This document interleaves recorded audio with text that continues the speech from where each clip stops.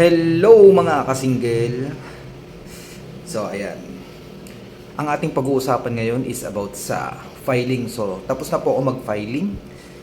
Then nga po sa may Pasay. Ito na nga po is hawak ko na yung ito. So anong next dito? Yan, for evaluation na to.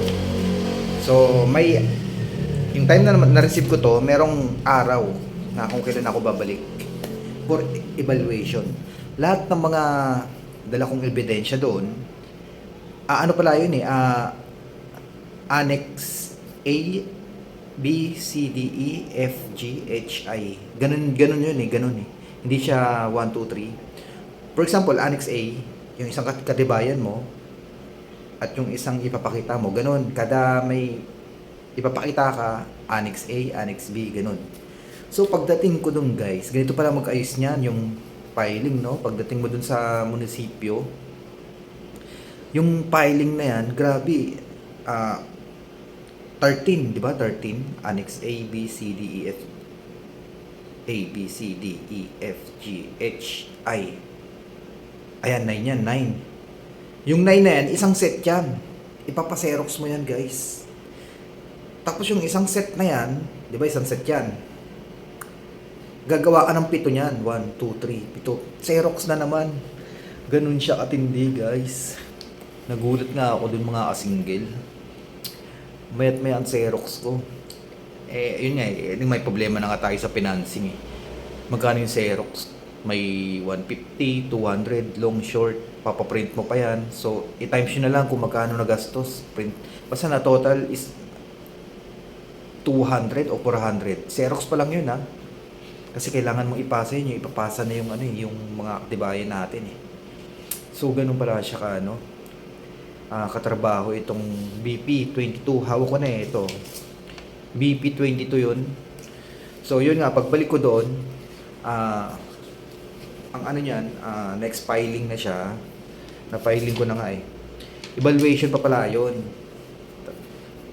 Pagbalik ko ulit doon, i-evaluate ako, isa-isahin lahat ng mga annex na kung ano ba to, legit ba to, checkin yung mga talbog na cheque, yung mga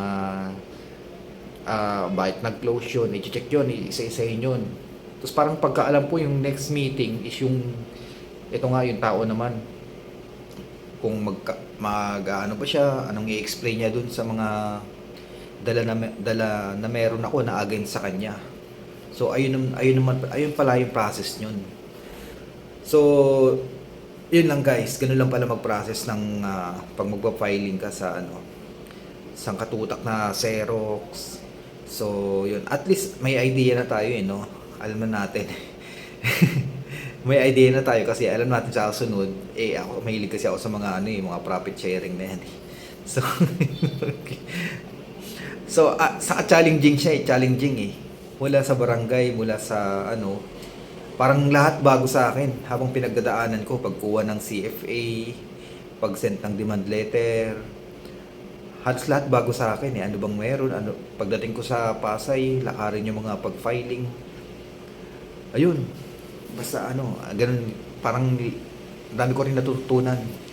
So sana may natutunan din kayo mga single So ganun nga lang po, kung ano man po yung na-experience ko kasi ba dumating yung time pasukan niyo rin yung mga profit sharing na yan, yung case ko maging case nyo. So keep viewing my video yan, para at least matututo kayo kung ano yung mga dapat gawin step by step.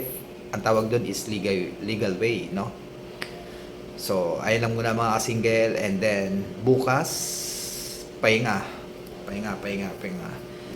At saka natapos ko na rin naman yung yung pagpasa ko ng demand letter. Doon naman yun sa Albay naman yun. Check natin yun. Ayun naman is may araw din yun. After niya ma-receive, may araw din yun na dapat bayaran niya.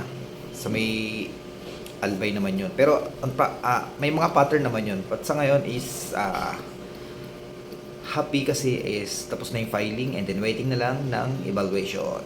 So yun lang muna. Bye mga kasinggel.